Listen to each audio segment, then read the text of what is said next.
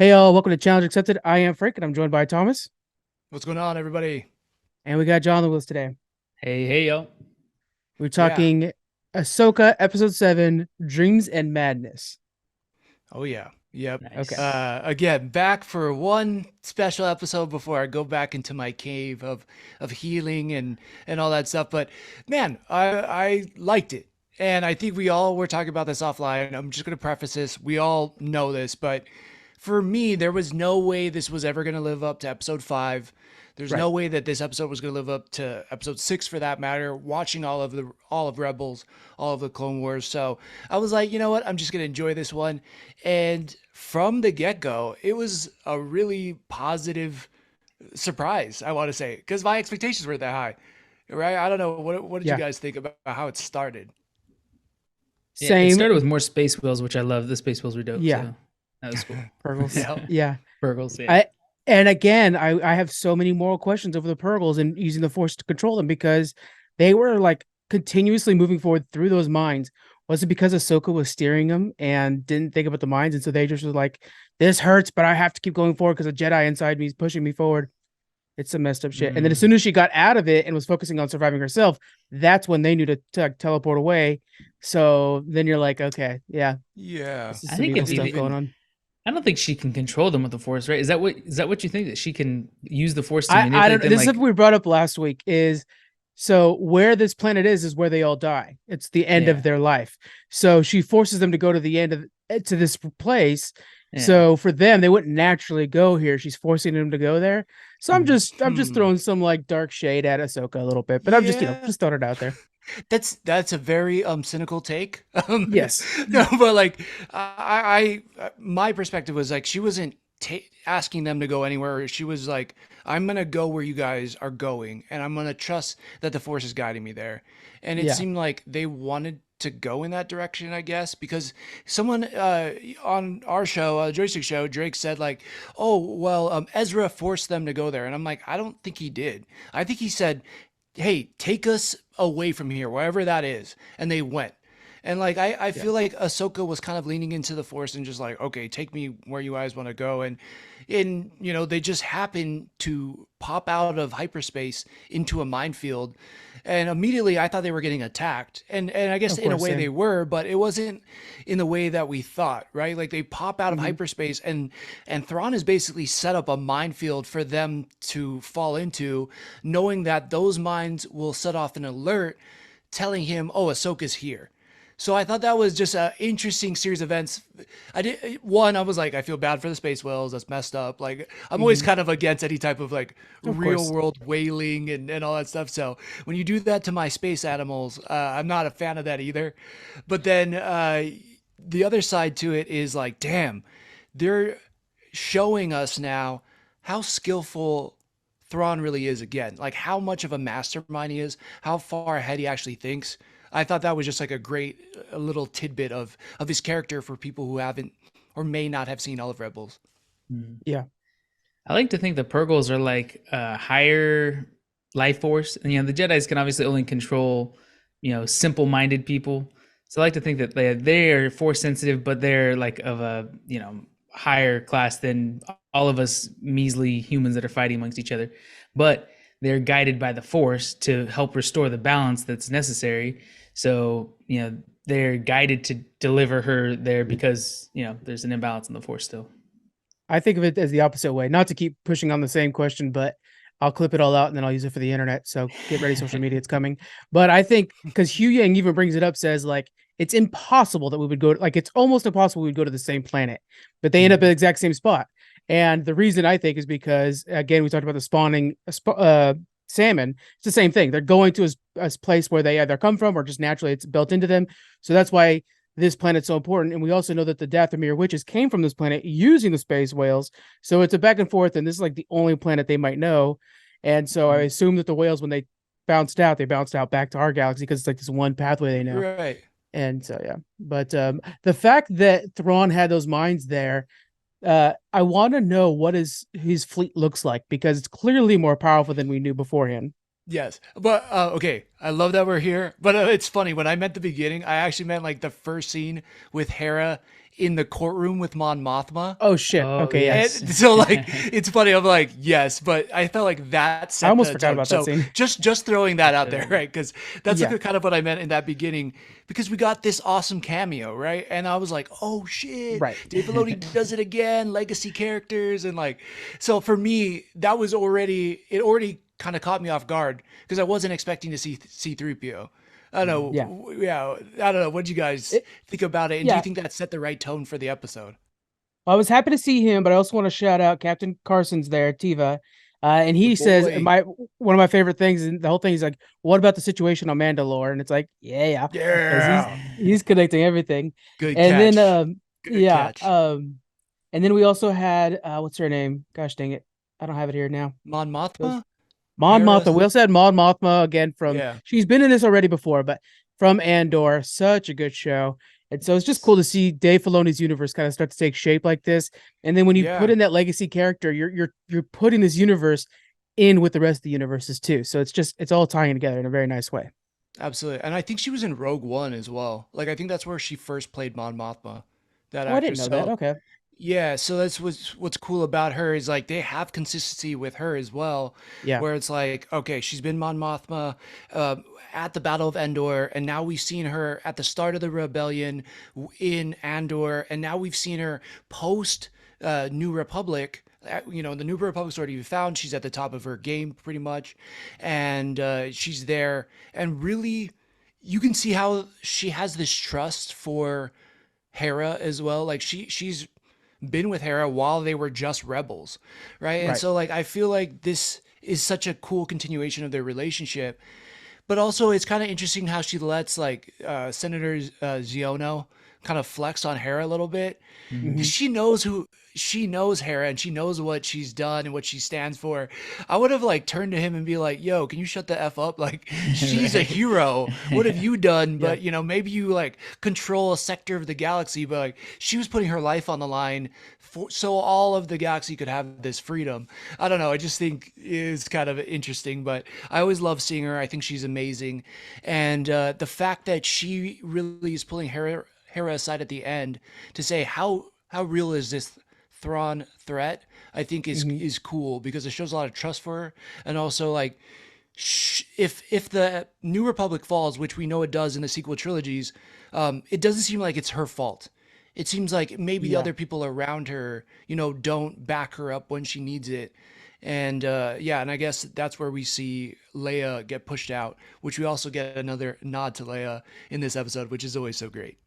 So touching real quick on the Mon Mothma thing, and what I actually like when there's bantering amongst the senators like that because that's the Republic. We're back to it. Before that, you Mhm. had the Emperor, and the reason he was put in charge is because they kept doing that, and they needed just one guy to say like, "Hey, we're in war times. We need to pick a person." So I like when we see them bickering because that shows that hey, we're back to being a senator. Look at our own Senate, and Mm. so it's kind of cool there. Um, and then in the sequel trilogy, does the Republic fall? Because I thought like the rebellion fighting against the First Order was not connected technically to the Republic, or am I wrong? Yeah, I don't know if the Republic falls necessary, but Senator Organa, as we know, Leia, whatever, she gets Yeah, basically like kicked out of government, and then she yeah, she starts her own rebel cell all over again, and yada yada. So I don't know if it falls necessarily, but she's yeah. not attached to it, and that's why I they don't hope we get get like. an explanation for that because I think the sequel series, I think there is some interest in saving it a little bit. That's why we're getting the new Ray movie. The sequel Mhm. series is rough, but like let's kind of set it up in a good way. We're kind of getting that with Mando, and so I hope at some point they explain we're getting this idea that the Republic is not great either, just it's bureaucracy, but kind of just show how this naturally happens. I hope it's more natural than just like shit happens, Yeah, That'd be nice. totally. Great question, I think, for the finale. Because, right, Yes. I mean, you're so right. All of this is leading to a Filoni compilation movie, right? Like the Right. Avengers of Star Wars that we've seen. So, does this series, and again, next week we'll have a better answer for this, but does this series set up what happens in the sequel trilogies? I think, right? Like, what is it called? Rise of It's The the Force Awakens Jedi. is the first one. Force Awakens. There it Yeah. is. Yeah. So forgettable, I know. Right. I mean, it's the best one out of all of them for me, but I It is. didn't like them really. Yeah. So yeah. But anyways, let's talk about some things we Yeah. did like. And Jonathan, yeah, yeah. let's Jonathan, I want to ask you again as the person who's unfamiliar with Rebels too much. Are Mhm. you starting to feel the threat of Thrawn? Oh yeah. So in the I don't think it was the last episode where we see yeah, when they actually introduce him, they do it with such like, I don't know, Granger or whatever. He's so Like the domineering, and gravitas as he walks the in. Yeah. score, there you go, gravitas, the score behind him and everything. They do a good job of presenting him as, oh shit, this guy, is a major threat. So, and I mean his appearance already, bright blue with red eyes, it's intimidating even if he was just selling popsicles on the beach or something like that. But he's very much not. So That'd be dope. I would love Thrawn to sell popsicles on the beach. right, Yeah. yeah. So They need to make But that skit happen. so do you see his bright blue skin, the Chiss skin, as off-putting, or do you because that's what I'm wondering. A lot of is because I think that him being adopted as like this new bad guy who will be a villain in the upcoming movies, is the blue skin too hard to swallow for a mainstream fan? Oh no, I love it, but I'm a big Star Trek Okay. fan, so it's easy for me. Oh yeah, there it is. That's true. Yeah. Yeah, you know what? And I'm always bringing Christina because she's, Right. I've seen everything and she's seen nothing. So I feel like I'm always kind of just looking at her. I'm like trying not to watch her watch it because that's the most annoying thing you could do. But like as somebody who knows a lot and she knows nothing, it's like, oh, let me tell you all my knowledge. But I kind of waited to the end this time and I was like, what'd you think? And she had her own little complaints, but she definitely feels like I think Thrawn is working for her as far Okay. as like a bad guy. And I also think she had a lot of questions about the Night Sisters in this episode, but we can Good. wait to get into that. Yeah. Well, I think it's a good time to get into it because now that we have Thrawn kind of fully starting to develop the plan, we're starting to see that yep, he's still that mastermind even after 7 years. But he has this relationship with the Night Sister, and he says like we're almost done loading up the ship. And I had messaged you about this, Thomas. Those are coffins, and so the ship's almost full of coffins, which then lets us know like okay, so the stormtroopers, like you had messaged me, are probably zombies.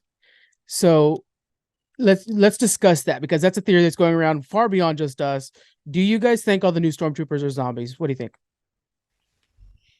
I think it totally could be so. I think that'd be pretty awesome. We haven't seen anything like that in Star Wars yet before, right?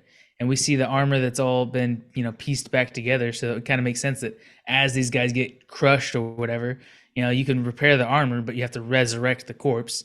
And we can't see the flesh. So it's like they did in Game of Thrones with the Mountain, how, he's stays in the armor the full time. So you can't really tell. He doesn't talk. He just is there as a happy, strong servant that just does whatever you need him to. So I think that would be kind of a really cool reveal at some point to show that he's commanding the undead. In both Clone Wars and the video games that deal with the Night Sisters, a lot of their henchmen, their fighters are all zombies, raised men, because there's not a lot of men in their society. Generally, they're kind of, it reminds you of the Rick and Morty thing. They're the savages of the group, but they raise them up as servants for them.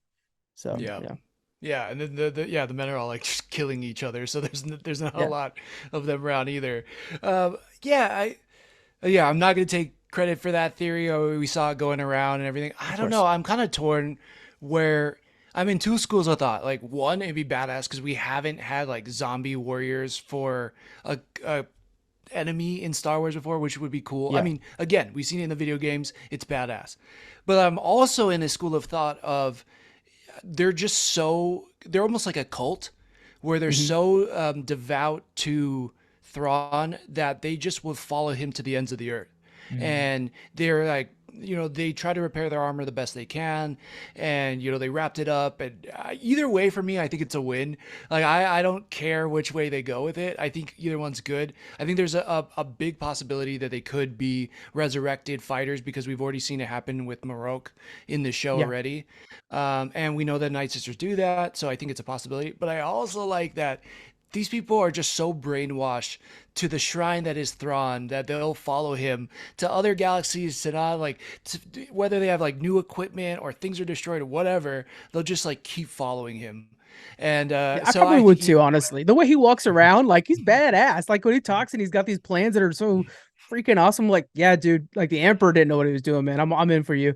And so yeah, I would get it. There's one stormtrooper in this one, though, by the way. When they were like loading up, I noticed he had like one of the red ribbons coming out of his eye socket and like flowing a little bit. And I was like, Whoa. that's got me asking questions. So yeah, that was a little bit extra. It wasn't just like because I almost thought like, oh, this red's painted on them, but then people were talking about like, no, it's wrapped around them, it's fabric wrapped around them. Yeah. And then you saw Yeah. one where it's like coming out of like that black part's still closed, but it's attached to the edge of it and like flapping a little bit. And I was oof, Interesting. that was cool. That's a good pickup. Yeah, this was the episode I noticed too that it was more of a wrap on there and it wasn't paint. I was like, Yeah. oh, okay. Yeah, so I guess that does lend more evidence towards them being resurrected Night Sister zombie Mm-hmm. troopers. But I don't know. Like I think for me it really doesn't matter. I just think either way it's badass. The question I have more is what does Thrawn have that the Night Sisters want? Because Yes. like the Night Sisters are so powerful, and there's three of them, and they're whatever the Elder Mothers or something like that. Mm-hmm. Like, what could he possibly offer them that they would want? So I got a question then, because the way I see it, and I obviously know the least about all this, but the Jedi's are like the light side of the Force wielders and everything, and there's all this different stuff that they can do within the Force. But you see the Sith, with the dark side, there's a lot they can't do that the Jedi's can, Force ghosts and stuff like that. So I was wondering if these are the mages of the dark side, pretty much the ones that learn how to wield the magic of the Force and use it for the dark side. Interesting. Yeah, it's kind of tricky because like the explanation for the witches, those of Dathomir, is not that they fall into like the Sith are the counterpart to the Jedi, Yeah. but these guys just have discovered magic essentially. Like they have this Mhm. green aura. There's a theory that the reason they came to the galaxy we know is because Dathomir, the planet they ended up landing on, they're Dathomiri, but the planet they call it Dathomir has this green aura that they can. It's in the core of the planet. It's Mhm. not on the planet they're in now, we noticed. And so there's a theory, like, so they're just witches. They're not like actual Sith, but their power comes from the dark side of the Force, of the two sides. Just Mhm. as we've seen, like in Rogue One, there's a monk that's Force sensitive, and generally we notice he uses the light side of the Force. Not a Jedi, though. You Yeah. know. Yeah, they But they it, almost have like a different understanding of the Force. Mhm. Where like Jedi and Sith are very singular in the way they view the Force and how they use it. And of course, like Frank said perfectly, they're counterparts. They're on opposite sides of the same coin. Where when you look at the Night Sisters, they're almost on a different coin. They're not Mhm. Right. even in that coin, but like somehow their edge kind of touches on the dark side. But I guess the way they tap into it and the way they use it is very different. I mean, we see it as further evidence with Marin in Jedi Survivor and Fallen Order. Mhm. What she can do is way different than what Cal can do, but Yeah. is way different than what other Sith can do too. Like she can almost teleport The around. teleportation is the biggie for her. Yeah. Mhm. Yeah, yeah, exactly. And it's like not a Sith power, it's not like a Jedi power, but it's like this other way she taps into the Force, and it Mhm. just happens to come from more of a dark side origin. It looks like, just so Jonathan's familiar, it looks like Nightcrawler, but the dust that she leaves behind is green. So Okay. that she has, so like that, that's his thing. It's just using magic. It's like if you're a paladin. Here we go. So like a Mhm. paladin, is like a warrior, but they're religious. But then you have a priest that's like, yeah, Mhm. we also use light magic, but we use it in a whole different way. And so Yeah. that's kind of the comparison right there, probably. I'm Okay. looking forward to our D&D campaign. That's why I've been prepping for it. Yeah, I like I'm trying that to find thought a way to put the process. paladin to the test. Yeah, yeah. I like that thought process though, because it's kind of a cool way to look at it. Because yeah, maybe they will be this interpretation of how to view the dark side of the Force, especially if Thrawn leaves this galaxy, he starts overtaking. More dark side of the Force users pop up, or maybe people who call themselves Sith maybe they are this person who kind of shows them how to use the dark side. I don't know, but I think that's an interesting perspective that you kind of brought up, because I think there's so much symbolism already with these witches. You know, like coming Yeah. from the Odyssey and the three witches of fate, and they've talked about the threads of fate. So it's like there's a lot of symbolism there with them already. It's like, I don't know, they alone are so interesting to me, and I just keep wondering, like, what does Thrawn have that, or what does he promise them that they want? Because they're already on their home planet. You know, they pretty much, I'm sure, could conquer everything. Like, do they want to leave their planet? Why do they want to leave their planet? I have so many more questions about them than I do for what Thrawn's motivations are. Because, And like, I think yeah, Are they the only ones left of their people? Just the three of them? that's what Like, it looks wasn't that a like, right? whole On that planet. full? Oh, okay, yeah. That's Yeah. Because we see when they fly in, they show ruins, not like a Yeah. functional city or anything like that. So, and then we know that they use the Purgles to come to Dathomir, which it looks like, again, to the theory that I've seen and stuff like that, is Dathomir was a source of magic that they already used up all this stuff on this planet. So they get there, and it's much more rusher or harsher areas, and so they're more nomadic or Conditions. whatever. Yeah, conditions they get, like tribes, and so they didn't survive well, but they definitely have a lot of magic. I think they're kind of going for a White Walker Game of Thrones vibe. And Mhm. so once Thrawn shows up with an undead army, and what if he's promising the three witches, I'll give you a supply of dead bodies to rise up again and create your empire once more, because their empire is empty and doesn't have the corpses. I'll give you the corpses. I have to bring justice to the galaxy once again. man, And so Frank, oof, say less, man. I'm all the way in for that. That's dope. Let's go. We got Balin, the freaking Dark Knight. We got White Walkers. Like, hell yeah. With lightsabers. Man, But we just haven't think of even the got after to the effect of that. fights. You're Yeah. on Tatooine, and then you're in the tavern. You're like, did you hear Coruscant? I'll just throw out Coruscant, but it's not that one. But like, Coruscant fell to the Night Sisters in their plague or whatever, and the entire planet's now zombies. And like, it goes from system to system, and they're spreading. And then all of a sudden, Mhm. that would be the push to get everybody united on the other side of it. Game of Thrones style. That's you know. true. Yeah. That Though would be it seems sick. like these zombies won't be like the Walking Dead style. Like they won't be an infection No, that they would have spreads, to be right? They'll- risen. Yeah. yeah, magic based zombies, but still very cool. Yeah, Game of Yeah. Thrones style. I mean, that's like one step further, even too, right? I mean, we saw droids in the original trilogy. Then we Mhm. start seeing them move to clones. Then we see stormtroopers. But it's like, what if you have an undead risen army who will obey everything that you ask, but they're kind of free thinking? Like, that's the Yeah. ultimate uh, soldier for you. Yeah, That would- you don't have to raise your own soldiers and train them to fight. You just take your opponent's soldiers and turn them into your own. Yeah, That's amazing. Which is funny sounds because the dope. Emperor Palpatine, the reason they're not using clones anymore is because it's just cheaper to kill farm boys, is what he says, right? Basically. And so it's like, well, what's cheaper than that? Raising the farm boys back up. Yeah. It's like, just whatever's Yeah. the cheapest route, let's go that route. You know? Jeez. 100%. Yeah, I mean, they probably don't have to feed them. They don't have to like worry about clothing them or Yeah, sleeping no bathroom conditions. breaks. Nothing. Yep. Yeah. Yep. That's Jeez. wild. So Ah. in this episode, we do get some also like a lot of really great fights as well. I felt like Yes. and this show, every episode, I'm surprised by how many awesome fights we've been getting. Like, there's been sure. action in every episode. Man, I'm so torn because I was like, Andor's the best show, nothing's gonna top it, and then this show comes along, I'm like, this I is know. my favorite show, and I always like feel like a liar once a new show comes out, but this is like, it's on par with that because it's giving you all these emotional things that you want to see, but then you get the lightsabers, and then you get the action, and then you get like this cool badass stuff. What do you guys think about the action in this one? And we finally get to see Ezra in action. Yeah, I was excited. I obviously still don't know Ezra very well. I've only seen a few episodes with him in Rebels, but I liked how he was fighting without a lightsaber, and he's really relying on his agility and his tactical fighting skills, and using the Force to control the opponent, stuff like that. It was. I don't think we've seen anybody do anything like that. We've seen them pair the Force with their lightsaber, but never just full on battling, barehanded. It feels Yeah. very airbender of him, I thought. Exactly. Okay. Yeah. I And see then- lots of but so- parallels. Of course. Why would you not? It's amazing. But the thing I was like, man, this is weak. Grab your lightsaber, man. I know Ezra as the lightsaber kid with the lightsaber pistol, like blah, blah, blah.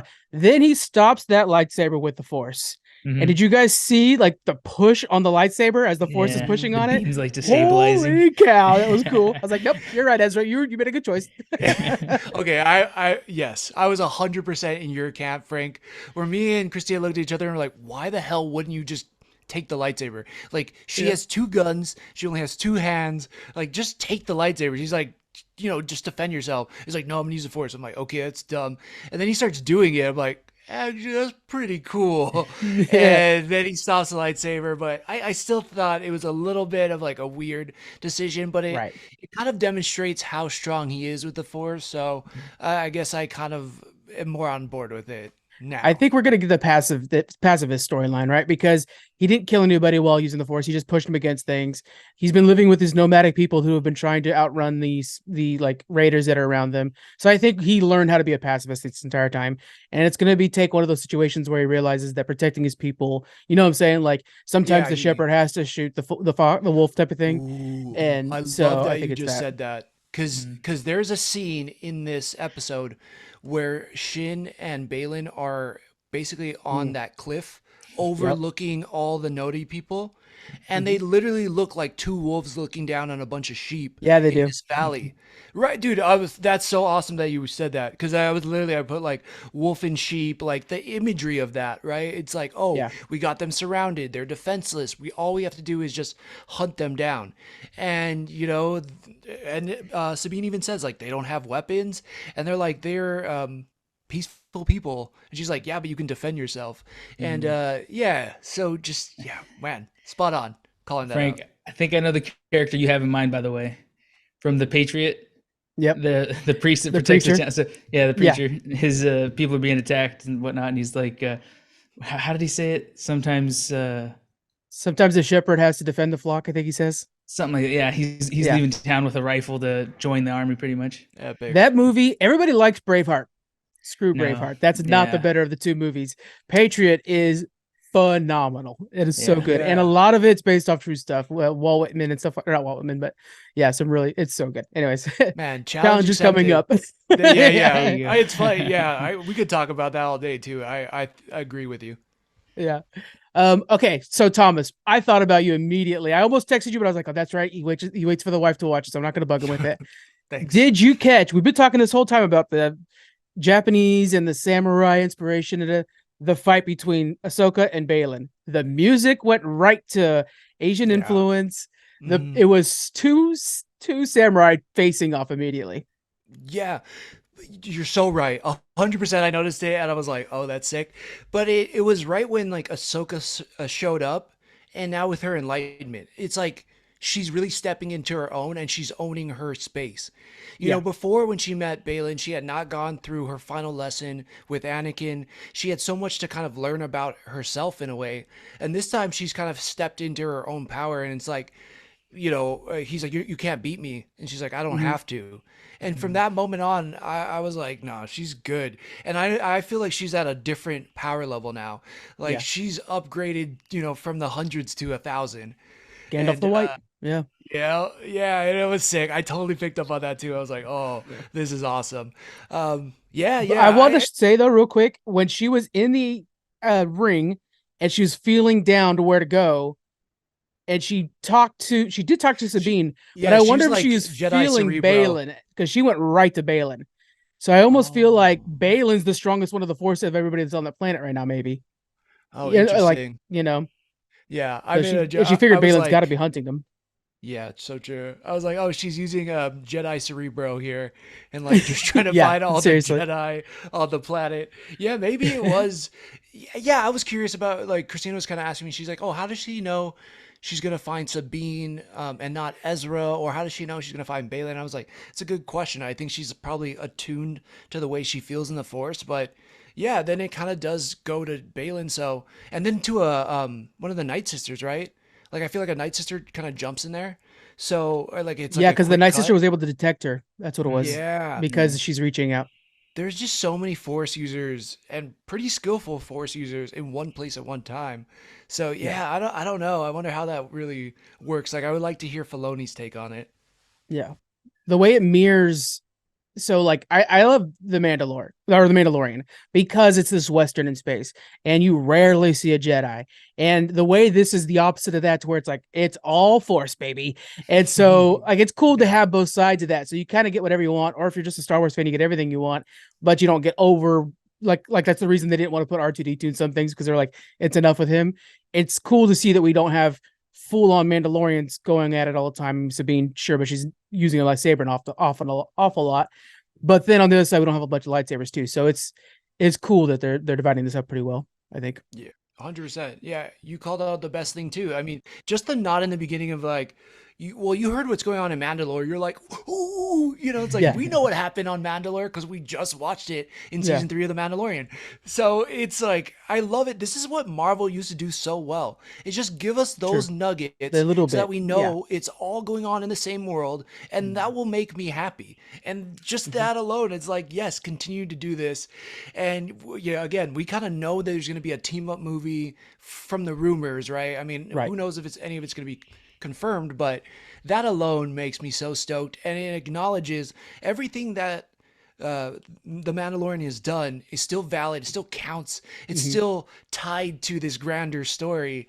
And yeah, you're so right though. It's like, also, this is very samurai, kung fu, ninja, Japanese influence, and Mandalorian totally feels like a Western. And yeah, it's just cool that they all live in this same universe, in this and same galaxy. Andor's 007. There you go. Yeah. There you go. So is it just me, or does it seem like to you guys that Balon is like questioning his choice to leave the Jedi? Like he's kind of having a turn of heart. He's okay, because he seems like such a cool character. I want him to like play out a redemption story.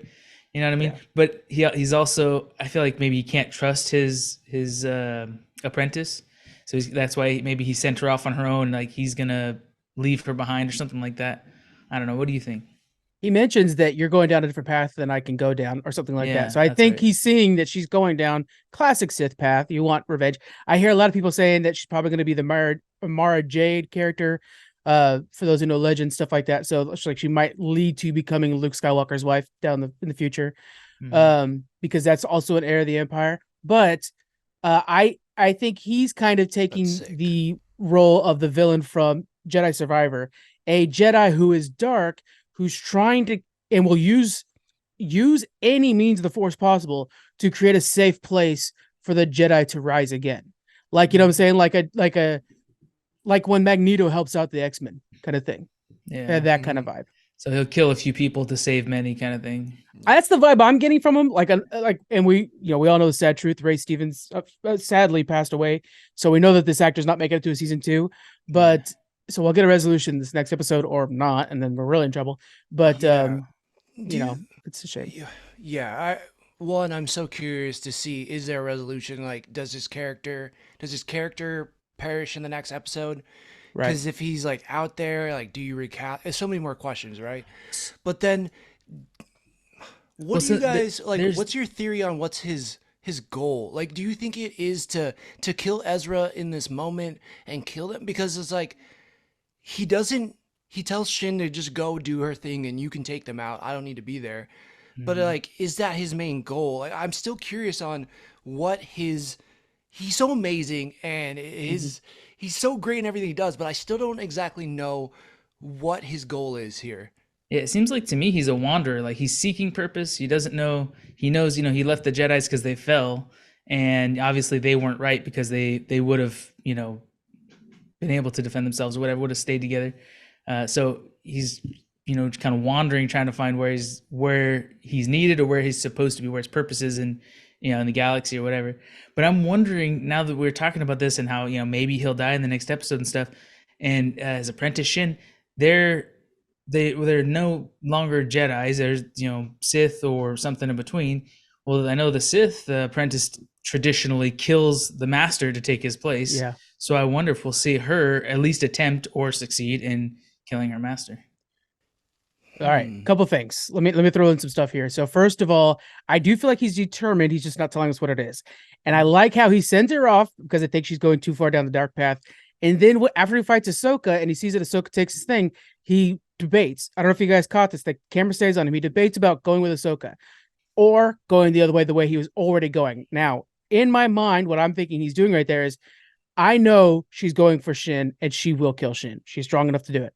And so do I go defend my apprentice, or is that part done? And I'm moving on to the next thing. So I believe he left Shin to die. And he decided, nope, going down the path I was already going on. And I think he's out there to either form the new or form a new temple or something like that. But he tells Shin, like, go join the new empire, get your place. That's where you deserve to be, and stuff like that. Now, the other thing is people caught that on his wrist is a list of names, and it's in the language from Star Wars, and that list says Luke, Han, Leia, C-3PO. It says all the names from the classic movies. Right. So some are saying it's what's leading is that he'll die, his apprentice will see the list and hunt down those people. And that's what leads Mara Jade, I don't think I'm even saying the name right, to finding Luke, and then eventually she's, they switch sides and stuff like that. But like it could be setting that part up. Right. So then like when we see Luke in the future, she will be out on her own, but it'll be after she either passed away or is now a roaming Jedi that's doesn't trust the Jedi system anymore. Man, all that is so cool. That's way better than when I saw it. I was like, people were like, oh, I wonder if this means this. And I was like, it could just be a cool Easter egg. Like, it could just be cool that his names are on his wristband. Like, I'm fine with it just being that before we get into this whole crazy debate. But the way you pitched it right there, I'm super on board with that. But my thing is like, okay, he's been trying to get to Peridia with Morgan Elsbeth. He's there now. He's like, it all starts here. This is the beginning. And he's like, we need to, he almost made it sound like he needed to kill Ezra to start this whole thing. My thing is like, why does he need to kill Ezra? First of all, like Ahsoka seems like the person he should want to kill the most to restart something, because she's the most tied to the heritage of the Jedi. Outside of even more than Luke, because Luke was trained from, Obi-Wan, so to speak, but not very long. And then he had to figure it out himself. Right. And I guess Yoda a little bit, but it's like, I would feel if anything, he'd want to go after Ahsoka. I'm still so curious on like, what was his ultimate plan? He's now in this other galaxy. He's on Peridia. What was his plan? And how does it make sense for this final episode and give us some kind of satisfying ending to his arc? Even for the show, right? Or I guess for the season, even if his character doesn't die. Because we're gonna need a major reveal. Yeah, we need to have a major reveal in this next episode. They are gonna bankrupt a very cool character with a ton of fan art if they don't use him well. And we don't have much time to find out. Right. And that's it. Yeah, we got one last episode. So I hope it's something really badass on how it ties to Ezra. And and we're really clear on what his goals, and because this whole time, as you're mentioning, like, it's so cool, and he's doing such a good job of keeping under the radar, but it's like, it's very cryptic, and I need some solid answers in this finale from him. Unfortunately, like, I don't know, just for like peace with it all, for me, selfish. I'm a Sith. I'm sorry. Anything else we caught in this episode? I feel like every time I watch this and then I like, oh, did you see this? And then I'll forget it, or then I'll like rewatch them and then I'm like, oh, I didn't think about this. I want to think of like, what is there anything else that you guys can think of that you might have seen that you want to make sure to mention? So for me, the one thing I thought was cool, though, even though I was like, why didn't he just take the lightsaber, was that Sabine was the physical force, the actual attacks with the lightsaber. And then Shin Hati comes, right, and they're battling. And Ezra is the actual force, like the tie into the spiritual side of the force, right? And so it was cool. Like, they were kind of two sides, again, using this analogy to death. But it's like two sides of the same coin. Like, Jedi could both be trained in a lightsaber and use the force, and some were better with a lightsaber and not so good with the force. Some were better with the force, not so good with the lightsaber. Together, they were kind of the ultimate Jedi that was able to overcome Shin. So I thought that was cool. Like, them together was stronger than her, even though them separately were probably not as strong. They probably would have been easily defeated. So I thought that was cool. I liked the fact that Thrawn immediately knew, like, where's Balin? And now says, like, it's not a bad loss, especially counting the fact that we don't have Balin there. Mentioning twice that Balin's missing out of that fight.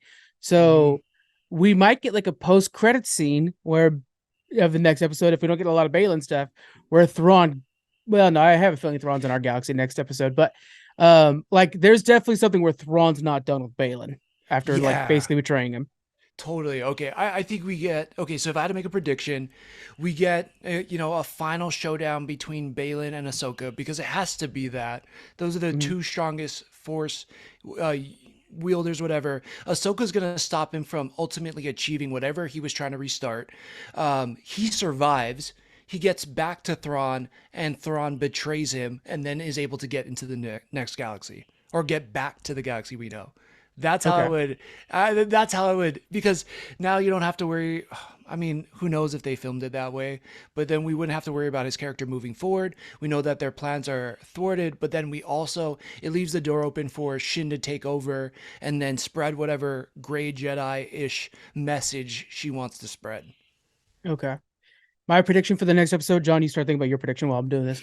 I think that Balin finds a temple because earlier in an earlier episode, he says that like all the rumors of the Jedi things, like this is a place of fairy tales for children. And so he follows up one of the fairy tales from the Jedi's for that the young Padawans would talk about. And he finds a temple and he's there and he finds a way to get into the world between worlds because it was already introduced earlier in the season, and I don't think they would leave it there. And if he could find a way into the world between worlds on this planet, means that the dark side can get into it probably. And maybe that's why he doesn't fully give up the or the Jedi side, because he knows he needs it to be able to get into the world between worlds other ways. And I think that Thrawn and forces leave, our crew's abandoned, but then Balin knows a way to get into the world between worlds, which is a way to get back. Because everybody that's on that planet that's a good person is a force user. So they should be able to, at some point, get into the world between worlds. Yeah, and Hu Yang, but he's part of the crew. Son of a bitch, Hu Yang. Yeah, He does kind of know. yeah. He That messes was my things one up. thing with this episode. I was like, Ahsoka's really leaving Hu Yang out there to fly this ship and just get shot at for like a half an hour Yeah. and hopefully survives. I was like, I'm not cool with that. I was I like, love dick that move, he's like, Ahsoka. Dick move. but I like when he's jumping out there. Like this is like the one situation we've been in before. I love when they do that kind of line. That was It's cool. so good. Yeah. You're right. That was good. But I was like, Ahsoka, you're not my favorite person. Hu Yang is a treasure. He must be protected at all costs. David Tennant for sure. Yeah, I want to see Hu Yang like forever. Like For just real. yeah, exactly. Quick question: what changes the color of the lightsaber? Is it based on the stone, the crystal that you pick, or does it change if you have the hatred of the Sith inside you, kind of thing? Because Okay, Balin's so real lightsaber quick- used to be blue or green or something like that, right? At one point. Yeah, and it's orange now, not red, which I want to make sure to Yeah. clarify because Dave Filoni clarified that too. So I think there's Okay. something there with him not being Sith kind of thing. Yeah, not fully Um, corrupted. Yeah, so they go to the Kyber crystal. Go ahead if you want to. Oh yeah. I mean, I was just gonna say, yeah, that's it, right? So the Kyber crystal, when they find it, it kind of is colorless until until the person. It's kind of like Harry Potter, right? They choose the wand, but the wand chooses you. Yeah. It's like the same thing. So like the crystal chooses you through your connection to the Force, and then it changes normally for Jedi, right? Blue or green.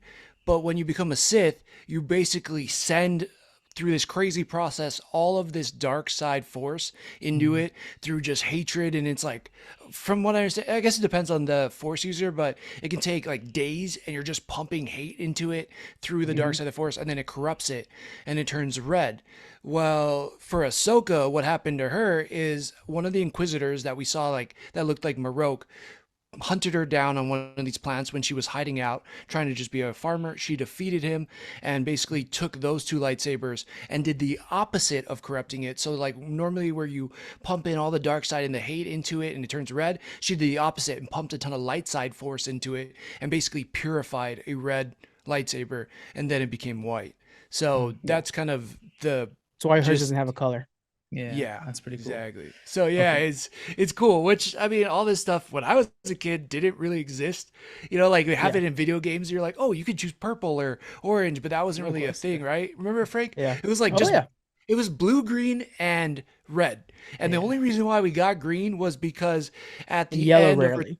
yeah, and yellow, yeah, but that was like only in like extended lore for the longest time. Like the guards had yellow, and you're like, really? We've never Right. seen it. But then shit, what was I saying? Which, real quick, while you're thinking about that, I think is what Balin's was, because it's Balin yellow, he looks like a guard-like character, right? He looks like a protector of the Jedi Temple kind of thing. And then as you slowly just get closer and closer, it's slowly corrupting it, not like pushing it in there, but like, oh shit, I'm losing it. I'm losing it. And it's becoming redder and redder as he's starting to push the edge of his Jedi-ness closer to the Sith, I think. So sick. Oh my God. If he's one of those temple guards like the Grand Inquisitor, that would be epic. Because his we know, stature looks like it, right? Doesn't he look like yeah. what you'd expect one of them? Yeah.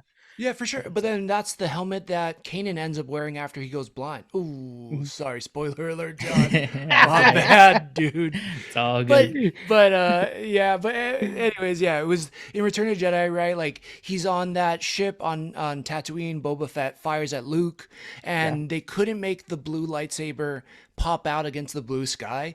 So George Lucas was like, okay, let's just make it green, and that's where we got green lightsabers, right? It's so irritating that it all comes down to just Luke Skywalker like, I don't know, break out the switch, and then from here on out we have to be like, so this is what it means. yeah. But yeah, it was always, but I always loved it because like then you looked into it and you're like, what's the difference between blue and green? And they found ways to make it have meaning, and then the meaning and really made it build something cool out of it. Yeah, there's that. and It's one of my favorite memes where it shows like a pile of rocks like really high up, and there's one little rock that's holding it all up, and it says some 1970s prop guy trying to figure out how to make a droid move, and it's like all these different lores up on top of this one little rock. So Jeez. Yeah, which is it's awesome, and that's what again this show is doing so well. It's bringing all these things from what we liked, I think, in the original trilogy, in the prequel trilogies, and just kind of mashing it together in a story and a character that deserved her own story and her own time to shine, but like giving us all those feelings and things that people who like the original series, things that they would love. And I'm like, I just feel like it's doing a really great job. And you can tell there's so much love and care put into it. And it's a Filoni baby. Because like, this is how I would feel if somebody said, oh, make me a X-Men show. It's like, I would like slave over every little detail. And I'm like, is there a way we could bring back this character? Or remember this happened in this episode? Can we tie this into the grander story? And I feel Jonathan like like to do it with Voyager, I think. I think we could make a Voyager thing. They actually Lower Decks basically did it for us, really. Jonathan, what do you want out of this next episode? What do you think's gonna happen?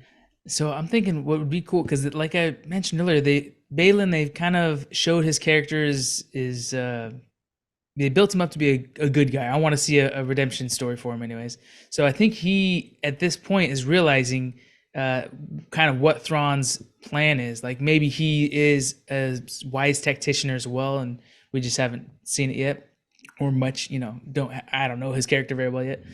So maybe he's like, oh shit, his plan's moving forward, and at that point, after fighting Ahsoka, realized he wants to do good. He wants to help this rebellion. There actually is a rebellion force of the Jedi's trying to return, and it's my place to help support that. So he's going to go back to Thrawn's ship and try to stop Thrawn, try to confront him, and has this big old battle with him, eventually losing and dying, but buying just enough time for the rest of our team to get onto that ship right before it goes through hyperspace back to the place where we know, the galaxy we're used to. That would be the most probably satisfying way to give Ray Stevenson his out. You know what I'm saying? Because like I hate that this actor had passed away for multiple reasons, obviously, but also storyline wise, he's building up to be a really amazing character that I want to know so much more about. He's all mystery box, and so it would be cool if we could kind of give him that proper goodbye.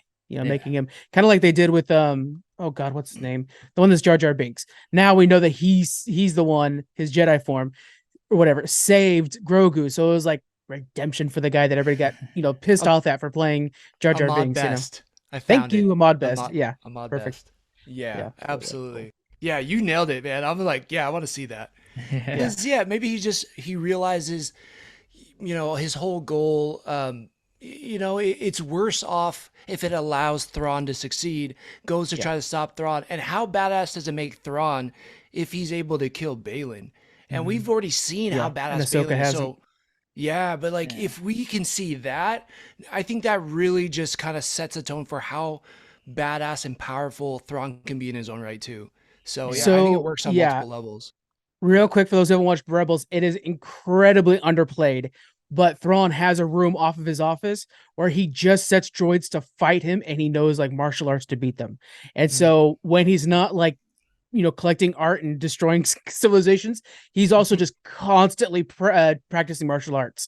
So he's got like these droids that are just sitting there whooping his ass, and he's beating them and stuff. So it's really cool. Yeah, and it's not like your basic droid. It's like it's the Imperial Warrior, like the top level droids that were in the Clone Wars. It's not the like, Roger.